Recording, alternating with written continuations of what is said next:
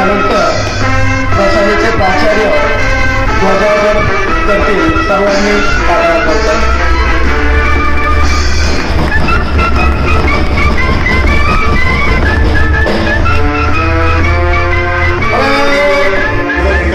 ज्यांनी या कार्यक्रमाचं आयोजन केलं आहे, सांस्कृतिक विभागाचे प्रमुख आणि सर्व अध्यापक प्राध्यापक बंधू भगिनी, त्याचप्रमाणे शिक्षकेतर कर्मचारी कार्यालयाचे प्रमुख सन्माननीय श्री साळुंखे सर. देशभक्तीच्या बाबतीमध्ये मी थोडा अधिक संवेदनशील आहे. याचं कारण असं की माझे आजोबा प्रल्हाद दीक्षित हे स्वातंत्र्य सैनिक होते.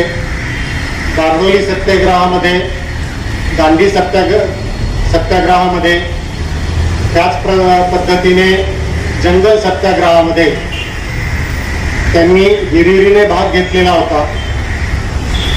माझे सगळ्यात मोठे चुलते, त्यांना अटक झालेली होती. माझे 3 नंबरचे चुलते हे रशियामध्ये राकेश शर्मा यांच्याबरोबर अंतराळवीराच्या प्रशिक्षणामध्ये होते आणि माझे वडील 25 वर्ष ठाकर आणि रामोशी समाजाच्या उन्नतीसाठी अहोरात्र कष्ट करत होते. आणि हे सगळे जे संस्कार आहेत, हे संस्कार लहानपणापासून झाल्यामुळे ज्या वेळेला प्राथमिक शाळेमध्ये लहान असताना ध्वजारोहण होत असताना पाहायचं, त्यावेळेला उराशी एक स्वप्न बाळगलेलं होतं की कधीतरी आपल्या हाताने ध्वजारोहण व्हावं आणि ध्वजाची पवित्र दोरी आपल्याही हाताला लागावी.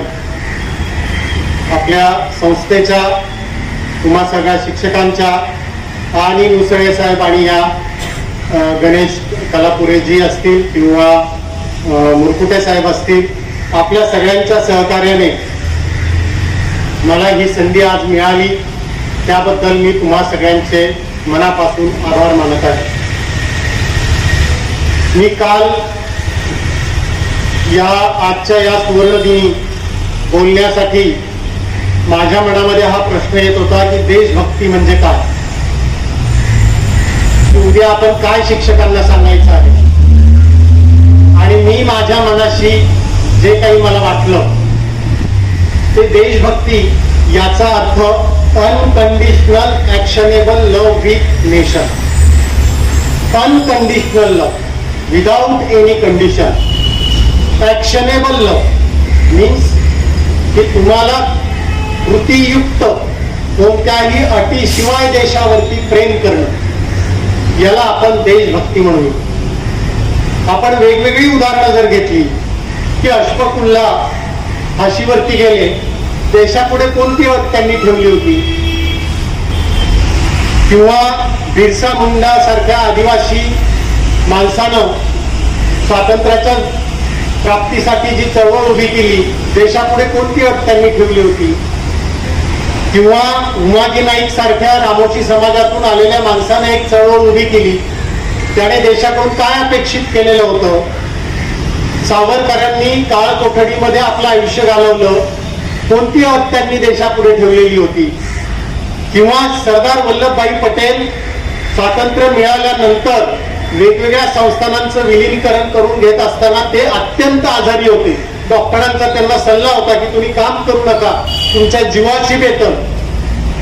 परंतु अशा परिस्थितीमध्ये सुद्धा त्यांनी सगळी संस्थानं जी आहेत ती स्वतंत्र भारतामध्ये विलीन करून घेतली. त्यावेळेला स्वतःच्या जीवावरती उदार होऊन काम करणारे वल्लभभाई पटेल यांनी देशापुढे कोणती अट ठेवली होती. किंवा डॉक्टर बाबासाहेब आंबेडकर हे आजारी असतानाही ते मसुदा लिहिण्याचं काम करत होते. अहोरात्र हे काम चालू होतं. त्यांनी देशापुढे कोणती अट ठेवली होती. कोणत्याही अटीशिवाय, कोणत्याही मागणीशिवाय कृतीयुक्त प्रेम माझ्या देशावर मी करत असू तर मग म्हणता येईल की मी देशप्रेमी आहे. आज मला एवढंच सांगायचंय की आपल्या आजूबाजूला राहणारे कोरोनाच्या परिस्थितीमध्ये गांजलेले ज्या स्त्रीला उन्हातानामध्ये काम केल्याशिवाय 10 घरातली भांडी घासल्याशिवाय तिला संध्याकाळी तिच्या मुलाला खाऊ घालता येत नाही, ती उन्हातानात काम करणारी 10 घरची भांडी घासणारी स्त्री ज्या वेळेला साबण विकत घेते त्यावेळेला 2 रुपये ती देशासाठी देत असते. ज्या वेळेला ती टूथपेस्ट घेते त्यावेळेला ती 1 रुपया देशासाठी देत असते. ज्या वेळेला ती वॉशिंग पावडर घेते त्यावेळेला 3 रुपये ती देशासाठी देत असते.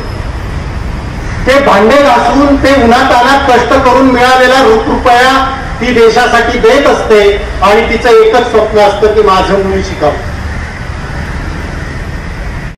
तो फिर एक ये था गोरा ऑफिसर, उनको बहुत ही पिताजी के ऊपर ये था क्योंकि ही वॉज वेरी अलर्ट. सुबह और 5 बजे की घंटी हुई तो सबसे पहले जाकर खड़े होते थे, बिग फुल ड्रेस, और बहुत ऐसा एक अच्छे सोल्जर थे.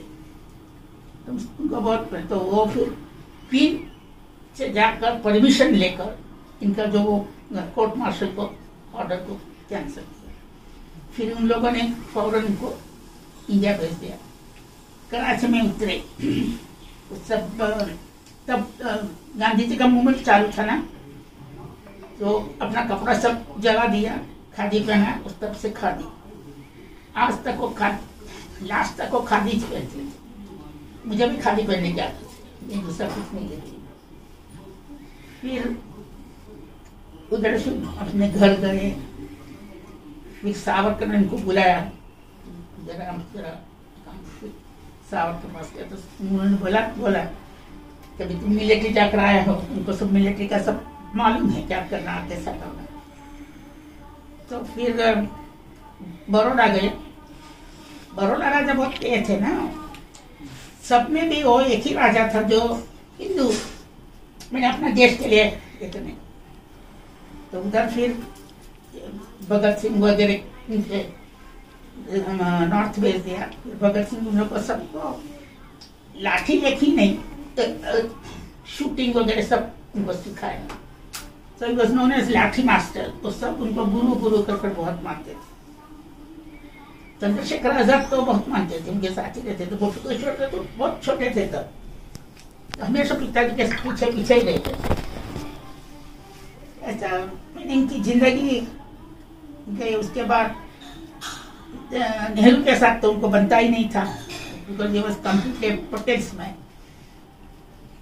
नेहरू ने बहुत कोशिश किया. कितनी बार हम सबको, मैंने बच्चों को, मेरी मम्मी को, सबको दावत में बुलाकर ये कर, मैं माता जी को भी बहुत बड़ा समझा तेरा हस्बैंड को कि मेरे इसमें आ जाए. तो माता जी ने बोला कि वो तो देश प्रेमी है, देश के लिए कुछ भी करेगा, व्यक्ति के लिए नहीं करेगा. तो फिर उसके बाद इंदिरा गांधी आई. तो इंदिरा गांधी में भी बुलाकर गौर करा. तो पिताजी ने कंडीशन रखा, मुझे कुछ नहीं चाहिए, मैं सब जगह घूम कर देखा हूँ, फ्रीडम फाइटर्स इतना सफर करते हैं, तो उनके लिए आप कुछ करो. तो फिर पेंशन शुरू किया इंदिरा गांधी ने. पिताजी ने बोला सबसे पहले बंगाल दो, बंगाल में सबसे ज्यादा है. वो बोलते पंजाबी नहीं, गलत बात है. जितना बंगाली लोग मरे हैं इतना इंडिया में कोई नहीं मरे.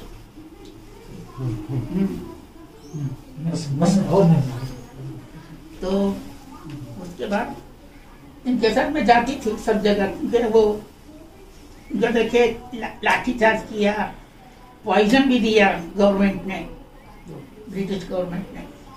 तो एक तो नहीं था उनका, सब तोड़ दिया. पीठ पर भी 3 जगह उनको फ्रैक्चर्स थे मणका. तो भी वो भगवान जैसा चलते, किसी को लगता नहीं था कि इतना ये है. मुझे मालूम, इसलिए मैं हमेशा उनके साथ ही रही. जब टूर पर जाते थे करते थे. बंगाल में गई ना तो मुझे तो आंखों से आंसू आ गया था. एक आदमी बोला मुझे चाय पीने के लिए पैसा नहीं रहता है. हाँ, तो भीख वाले होते हैं ना, भिखारी, उन लोग इसको पिलाते थे. तो भीख मांगना पसंद नहीं. सबके लिए फिर पिताजी ने पेंशन का ये सब किया. वो हमारे इंदिरा गांधी वो देश प्रेमी थी. नेहरू जैसा गोरा था, गोरे लोगों का ये नहीं था। फिर मुझे सब जगह से इंडिया में मुझे पुणे ज्यादा पसंद है। मैंने महाराष्ट्र जा, सेफ फॉर लेडीज, इतना सेफ दुनिया में कहीं नहीं है, वेरी सेफ। रात को 12 बजे भी आओ, रिक्शा वाले घर का दरवाजा उघडे, वहां तक नहीं थे आणि फिर तुम्ही जा घरी आत, बघा नहीं जा। मैंने इतना ये सब देखा। तो मेरा बड़े भाई तो डांडेली में थे, दूसरा भाई था दिल्ली में। दोनों बोलते थे हमारे पास आकर रहो। मैंने कहा नहीं है सर, मुझे किसी के पास नहीं रहना है, I want to have my parents with me.